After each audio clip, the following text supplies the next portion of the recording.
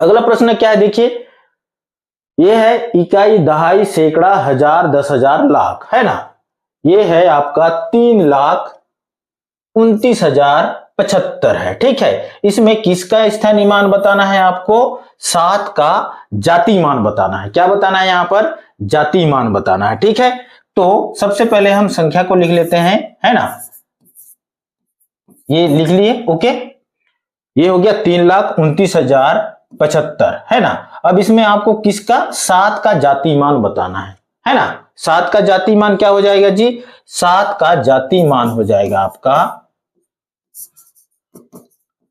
7 का जाति मान। किसका? 7 का जाति मान क्या हो जाएगा? 7 कहलाएगा। क्या कहलाएगा? 7 कहलाएगा। ठीक है, 7 का जाति मान, सॉरी 7 का जाति मान, हाँ ठीक है, 7 का जाति मान क्या हो जाएगा? 7 कहलाएगा। ओके, तो इस तरह से सवाल को आपको बनाना है। ओके, ये होगा इसका राइट आंसर।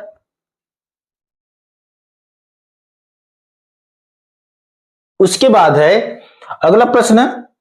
अगला प्रश्न है तीसरा प्रश्न में 7 के स्थानीय मान व जाति मान। देखो वही प्रश्न है ना। इसमें आपको क्या करना है? 7 का स्थानीय मान भी ज्ञात करना है, साथ में जाति मान में क्या अंतर है, यानी कि स्थानीय मान में जाति मान को क्या करना है? आपको घटाना है। ठीक है, तो इसका सॉल्यूशन क्या हो जाएगा? देखिए इसका सॉल्यूशन होगा, सबसे पहले हम संख्या को लिख लेते हैं, या यहीं पर आप इसको क्या करेंगे? देखो इकाई, दहाई, सैकड़ा। अगर संख्या को आपको पढ़ने नहीं आ रहा है तो इधर से पढ़ लीजिए।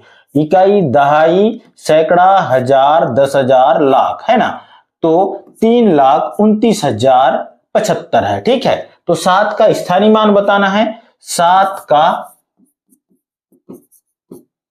स्थानीय मान, स्थानीय मान क्या हो जाएगा? 7 का स्थानीय मान, ये कौन से स्थान में है? दहाई के जगह में है ना। 7 कौन से स्थान पर? दहाई में है, इसलिए हो जाएगा ये 0, यानी कि जो स्थान है ना उसके बाद की जितने भी संख्या है उसमें क्या कर देना है? आपको 0 लगा देना है ना। तो दहाई के अंक में है, यानी कि 70 हो जाएगा, है ना। इकाई दहाई, है ना, जो दहाई के स्थान में कौन सी संख्या है? 7 है, तो इसका जाति मान क्या है? 7 है। ठीक है, और दहाई में है इसलिए ये क्या हो जाएगा? 7 है, दहाई के जगह में, है ना, स्थान में 7 है, इसलिए 70 हो जाएगा। ठीक है, उसके बाद 7 का जाति मान क्या है? 7 है, तो ये 7 का स्थानीय मान क्या है? 70। उसमें जाति मान क्या है? 7 है, उस जगह में कौन सी संख्या है? 7 है, इसलिए 7 से हम क्या कर देंगे?